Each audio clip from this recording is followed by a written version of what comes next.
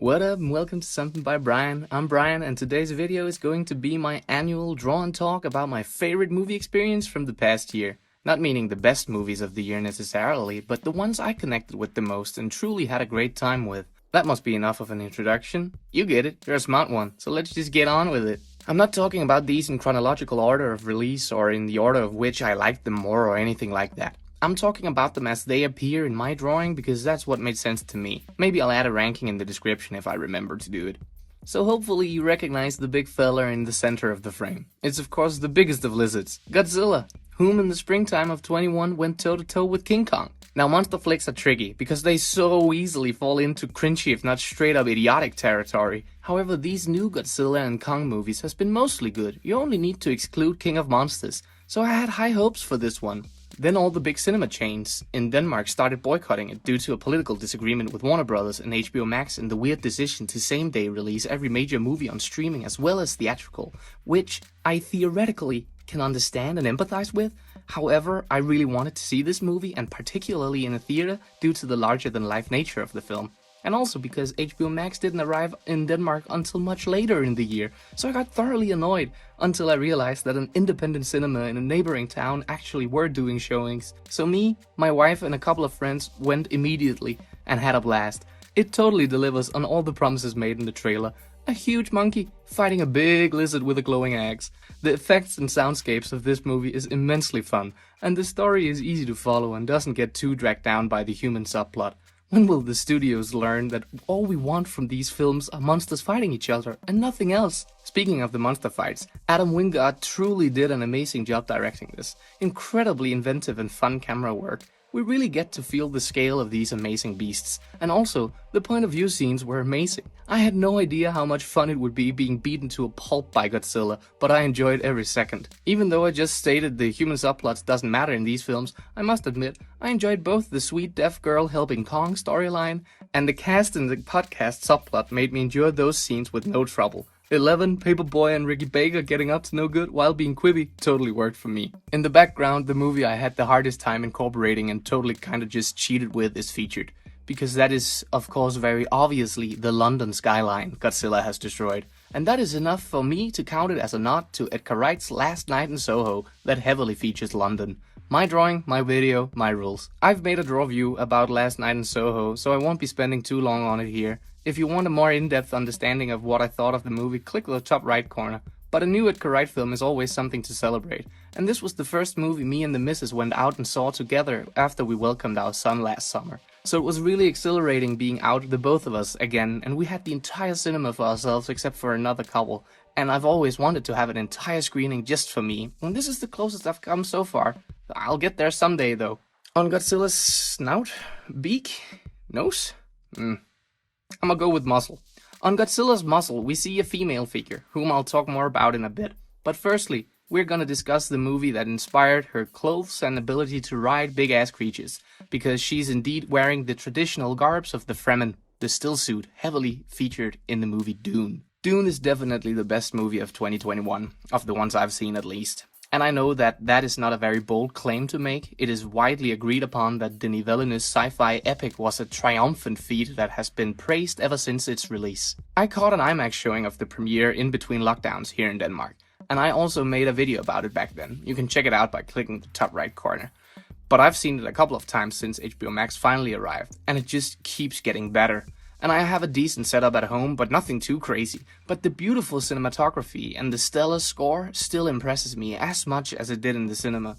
It does such a great job introducing this incredible world, and I'm still adamant I'm going to manage to read the book before part 2 releases. Then that'll be the first book for me in roughly 10 years, I think. If you disregard comics, which most rightfully do. But that just underscores how enticing this movie made the world look. That's how hungry I am for more. And I know I can go back and watch the old David Lynch movie, but then I'll spoil the story, and I guess the book would also spoil the story, but that wouldn't feel as dirty as just watching the old movie.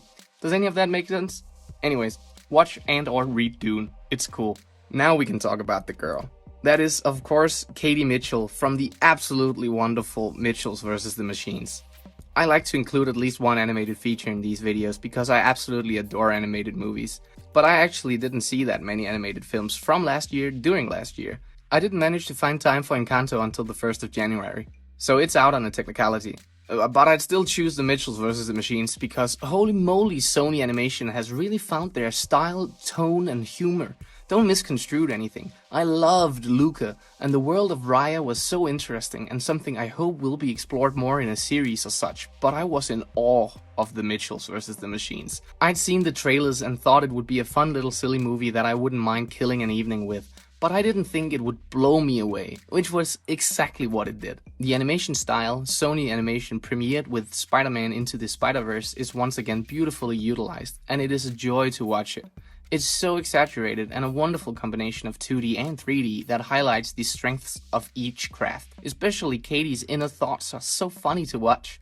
You can scroll through those 2D segments frame by frame, and it is some of the best expressions and most exaggerated drawings you'll find, and I absolutely love it. Speaking of Katie, she's just the most wonderfully relatable lead character ever. Abby Jacobson does an amazing job bringing this overexcited yet easily frustrated soon-to-be freshman college girl to life. Her passion is contagious, and it's wonderful to see her fight for her dream, future, and personality, whilst learning to appreciate what she already has and how to navigate in it all. The surrounding characters are her wonderful family, consisting of her dad, mom, and little brother. Her parents are voiced by the always talented Maya Rudolph and Danny McBride. They both do a great job. I was especially impressed with Danny McBride, because I hadn't really heard him voice anything before, unless we include smaller parts in the Kung Fu Panda franchise and Sausage Party. But he really did bring a loving quality to Rick that really resonated. Maya Rudolph just always delivers. She's a powerhouse and so entertaining. Aaron is a perfect standout best friend baby brother, and Michael Rianda does a fine job. He voices multiple characters, but none other as prominent as Aaron, and Aaron is definitely one of a kind.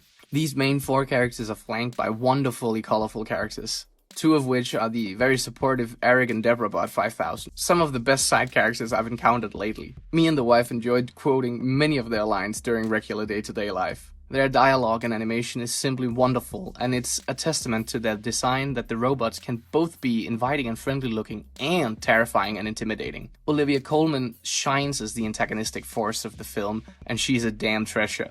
Throwing Eric Andre headfirst into a toilet is something I'll always appreciate her an extra bit for now, even though I know Olivia Colman probably had nothing to do with that decision. I'm gonna talk about the next movie now, because I could probably continue about this one for ages. Go watch Mitchells vs. the Machines immediately if you haven't seen it. It's way better than this video, so go away and then come back if you want to hear my thoughts about No Way Home. Because hopefully you've noticed the rest of the Mitchells aren't dressed as the Fremen of Arrakis. No, they are of course donning the nostalgic getup of villains past. Spider-Man No Way Home was definitely my most anticipated movie of the year. If you've seen any of the content I provide here on my channel, I think my love of superhero films is more than apparent. Spider-Man is one of the very few comics I actually read as a kid, and the animated show from the 90s is literally my entire childhood.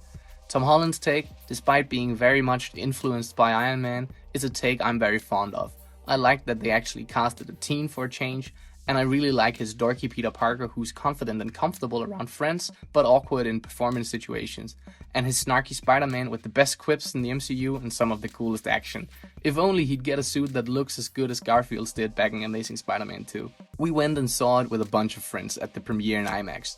Cheering and such isn't as typical here in Denmark as I imagine it is in the States, but multiple times during this movie, cheers were shouted and claps were applauded, and not just by me.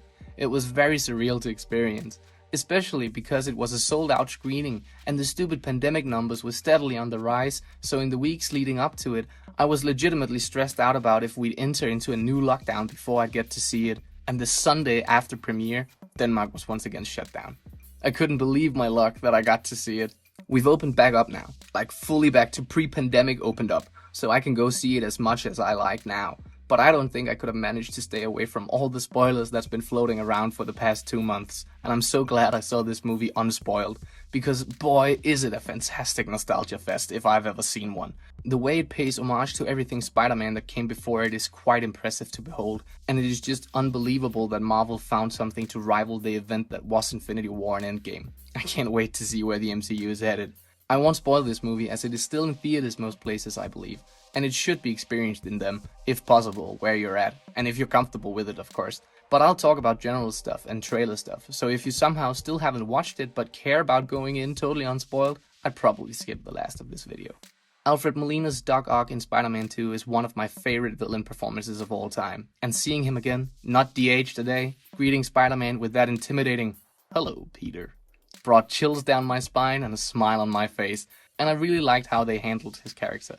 In general, it's just so fun seeing these characters we know slightly redesigned, in most cases for the better. I mean, the decision to just not cover up Willem Dafoe's goblin face has been there right from the start, but apparently it had to take 20 years. And it is very effective. The Green Goblin has never looked more demented. Electro's rework as well is a beautiful way to incorporate comic-accurate elements into a believable design, even though I actually quite liked the blue look until he put on the spandex back in 2014.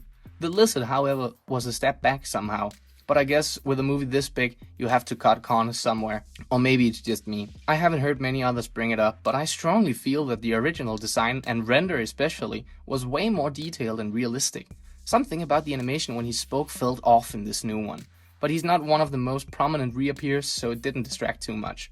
Enough about the villains, let's talk about the main folks. Tom Holland, Zendaya, and Jacob Batalon have never been better. Tom Holland really gets some great moments to shine, with the heavy emotional acting stuff, but also with the physical stuff. It makes sense he's popping up in everything. He really is a talented fellow. It was nice to have MJ on for a bit more of the ride like in the last one, with her in the know about Peter now.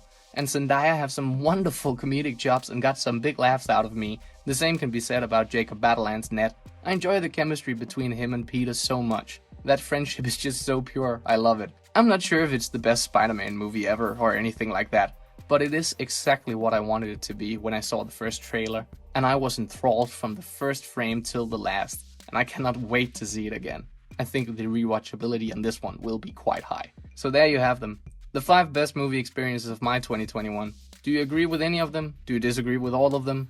Let me know, please. And please do tell if I've missed some smaller releases or indie gems from the past year. I'd love to check them out.